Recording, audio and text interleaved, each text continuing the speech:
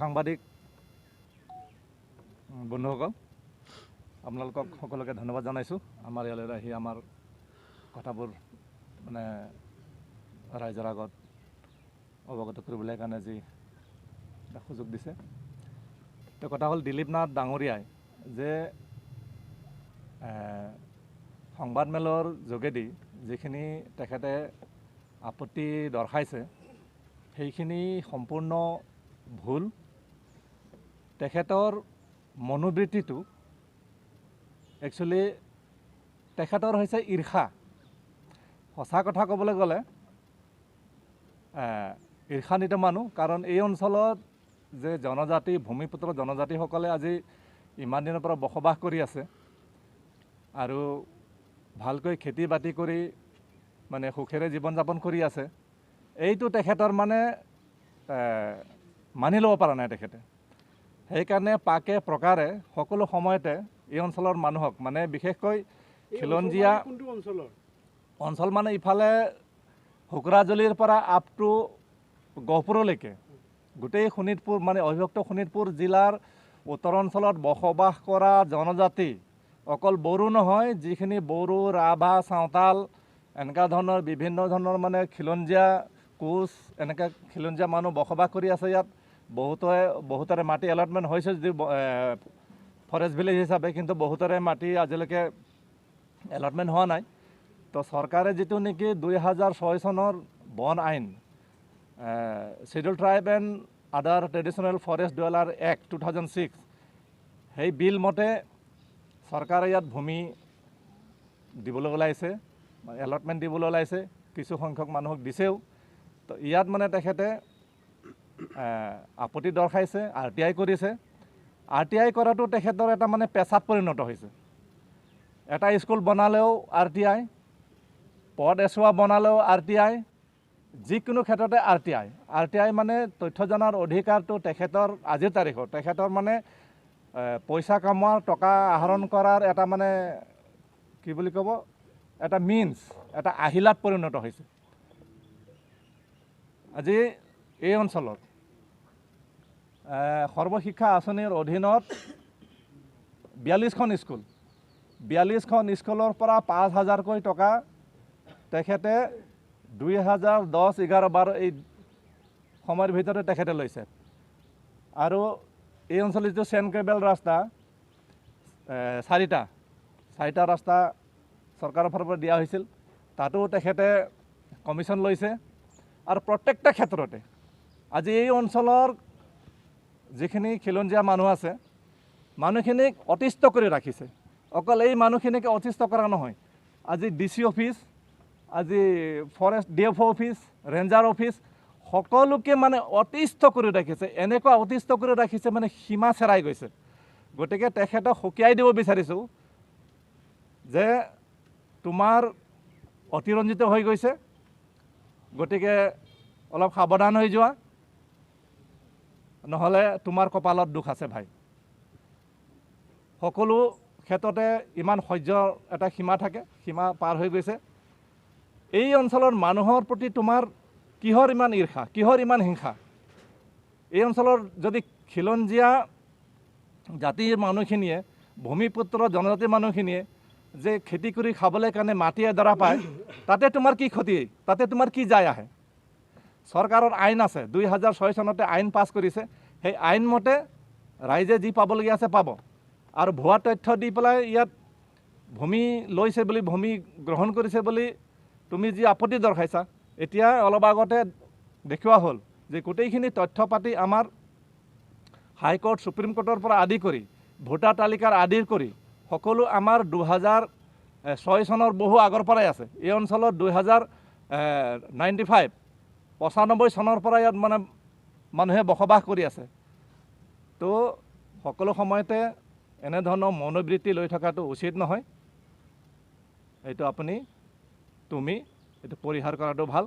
তোমাক আজিৰ এই মিডিয়াৰ যোগেদি সকীয়াই দিব বিচাৰিছোঁ। ধন্যবাদ।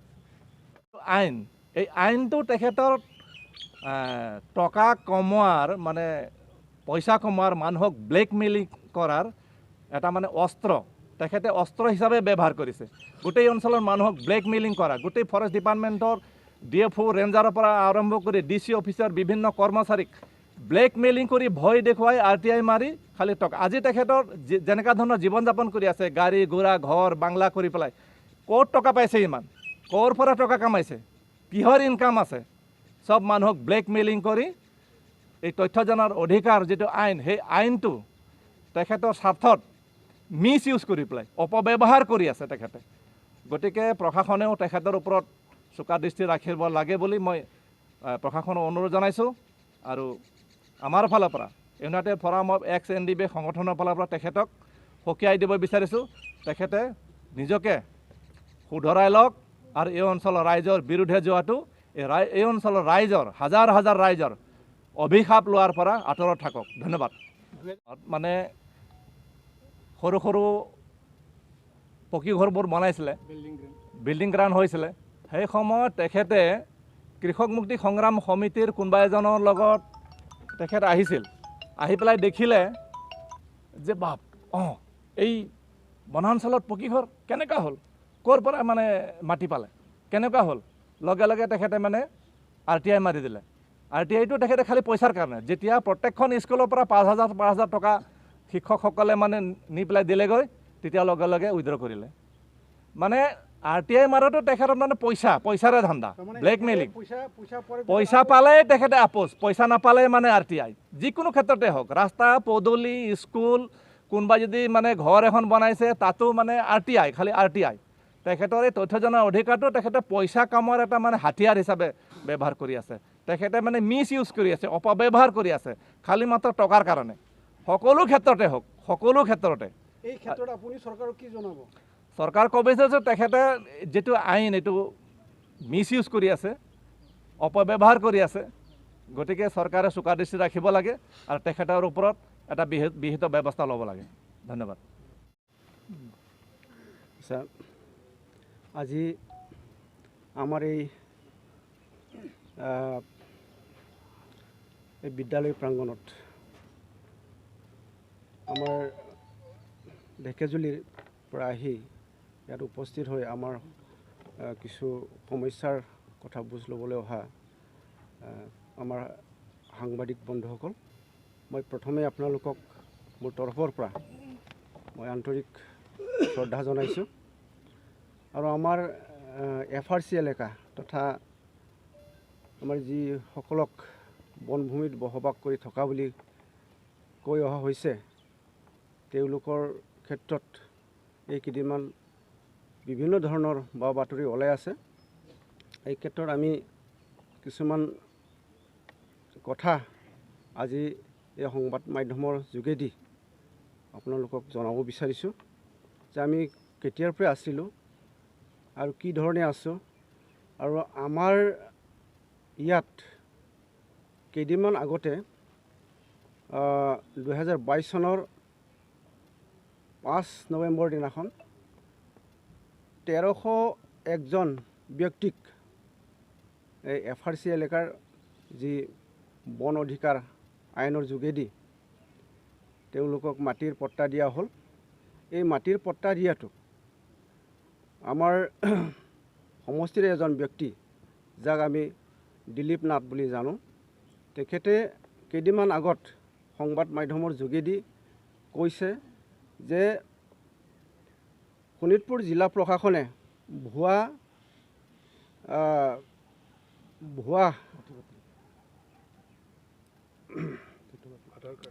তথ্য পাতিৰ যোগেদি তথা খাদ্য যোগান যিটো এইটো কি বুলি কৈছিলে ৰেচন কাৰ্ডৰ যোগেদি মাটিৰ পট্টা দিয়া বুলি খুব সজোৰে দাম্ভিকতাৰে তেওঁ ক'ব বিচাৰিছে তো আমি এই ক্ষেত্ৰত আমি ক'ব বিচাৰিম যে আমাৰ হাতত থকা যিখিনি প্ৰমাণপত্ৰ এই প্ৰমাণপত্ৰৰ যোগেদি আমি তেওঁক এটা কথা জনাব বিচাৰিছোঁ আজিৰ সংবাদ মাধ্যমৰ যোগেদি আমাৰ এইখন 1996 এইখন হাইকোৰ্টে এই অৰ্ডাৰৰ যোগেদি ইয়াত থকা বসবাস কৰি থকা ৰাইজক এভেকশ্যন নকৰিবৰ কাৰণে এভেকশ্যন বন্ধ কৰিবৰ কাৰণে অৰ্ডাৰ দিছে 1996 আৰু সেই তেতিয়াৰ পৰা এভেকশ্যন হোৱা নাই। আমাৰ অৰ্ডাৰ কপি হাতত আছে, আপোনালোকক দেখুৱাইছোঁ এইটো। ইয়াৰ লগতে আমাৰ হাতত আছে 2005 চনৰ 1/1/2005 চনৰ ভোটাৰ লিষ্ট। এইটো আপোনালোকক দেখাইছোঁ। এইটো 1/1/2005 চনৰ ভোটাৰ লিষ্ট। ইয়াত 28,000 মানুহৰ নাম অন্তৰ্ভুক্ত হৈ আছে। এইটো অফিচিয়েলি আমি বিচাৰি আনিছোঁ, আমি বনোৱা নহয়। ইয়াৰ পিছতে আমাৰ সংবিধানখন আছে একখনক দেখুৱাইছোঁ। ইয়াত অসমীয়া সংস্কৰণত দিয়া আছে। ইয়াত কোৱা হৈছে যে যিসকল লোকে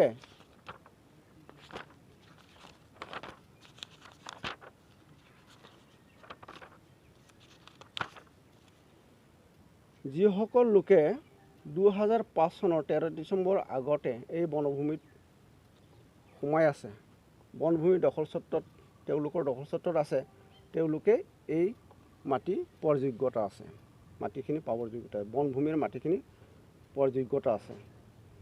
গতিকে আইনখনে স্পষ্ট কৰিছে যে এই মাটি মালিক আমি হ'ব পাৰোঁ, জনজাতি হিচাপে আমি এই মাটিৰ মালিক হ'ব পাৰোঁ। ইয়াতে কিমানকৈ মাটি পাব ইয়াতে স্পষ্ট উল্লেখ কৰিছে। আৰু প্ৰকৃত দখলৰ ক্ষেত্ৰত কোনো কাৰণতে 4 হেক্টৰতকৈ অধিক ভূমি হ'ব নোৱাৰিব। 4 হেক্টৰলৈকে পাৰে। গতিকে এইটো 4 হেক্টৰলৈকে দিয়াৰ এটা ভাৰত চৰকাৰে আইন প্ৰণয়ন কৰিছে, যাক বন আইন বুলি কোৱা হয়।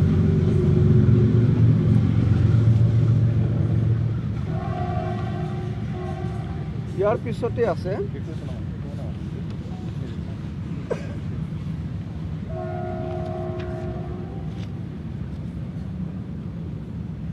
ইয়াৰ পিছতে 1301গৰাকী ব্যক্তিক ভূমি পট্টা যিখিনি দিয়া হ'ল, এইটো supreme কোৰ্টৰ special order.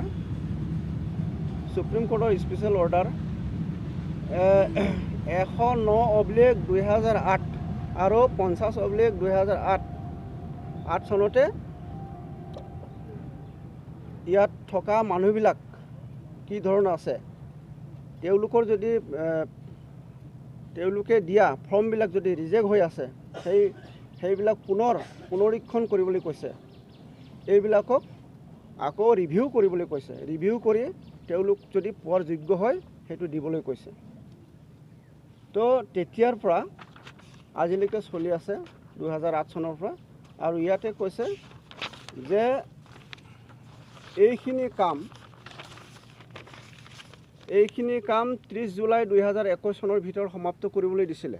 Supreme কোৰ্টে order দিছিল, কিন্তু জিলা প্ৰশাসনে বিভিন্ন অসুবিধা দেখুৱাই এইটো কৰিব পৰা নাই। কিন্তু যিখিনি কৰিছে আমি জিলা প্ৰশাসনক ধন্যবাদ দিছোঁ। আৰু তেওঁলোকে কৰিবৰ কাৰণে হাতত লৈছে। আৰু যিখিনি হাতত লৈছে উচিত প্ৰমাণ পত্ৰৰ যোগেদি আমি দাবীদাৰসকলক দাবী কৰিবলৈ দিছোঁ, দাবী পত্ৰ পূৰণ কৰিবলৈ দিছোঁ। আৰু ঠিক আমাৰ বনভূমিত বসবাস কৰি থকা দাবীদাৰসকলে ঠিক তেনেকৈ দাবী কৰিছে। গতিকে এই ক্ষেত্ৰত কোনো ভুল নাই। আমি ভুৱা ৰেচন কাৰ্ড দি তেনেকুৱা মাটি দাবী কৰা নাই। আমাৰ কেইদিনমান আগত আমাৰ দিলীপ নাথ ডাঙৰীয়াই যিটো কথা কৈছে, ভুৱা ৰেচন কাৰ্ডৰ যোগেদি শোণিতপুৰ জিলা প্ৰশাসনে মাটিৰ পট্টা দিয়া বুলি কৈছে। আৰু তেওঁ লগতে কৈছে যে 75 বছৰ থাকিলেহে সেই মাটিত 75 বছৰ থাকিলেহে মাটিৰ পোৱাৰ যোগ্য আহৰণ কৰিব পৰা যায়। কিন্তু সেইটো নহয়, জনজাতিসকলৰ কাৰণে 2005 চনৰ 13 ডিচেম্বৰৰ আগলৈকে যিসকলে আছে তেওঁলোকে সেই মাটি পোৱাৰ যোগ্য অৰ্জন কৰিব পাৰে। তো ইয়াত ক'বলগীয়া ইমান নাই যে তেখেতে যিখিনি আস্ফালন কৰিছে সেইটো ভুল। তেখেতে হয়তো যিখন আমাৰ সংবিধান বা act forest dweller forest right act 2006 সেইটো ভালদৰে এক্সাৰচাইজ কৰা নাই। এক্সাৰচাইজ নকৰাৰ কাৰণে তেওঁ ভালদৰে বুজি পোৱা নাই। আৰু সেইটো যদি ভালদৰে চায় নিশ্চয় তেওঁ বুজি পাব আৰু তেওঁ এই জনজাতি ৰাইজৰ ওপৰত এনেধৰণৰ মানে বিভিন্ন ধৰণৰ কথা কোৱাটো তেওঁ বন্ধ কৰিব। মই আশা কৰিছোঁ আজিৰ পৰা যাতে তেওঁ এই জনজাতিসকলৰ ওপৰত বিভিন্ন ধৰণৰ অত্যাচাৰ কৰাটো বন্ধ কৰিলে ভাল হয়। আমি তেওঁক এই আজিৰ সংবাদমেলৰ যোগেদি আহ্বান জনাইছোঁ।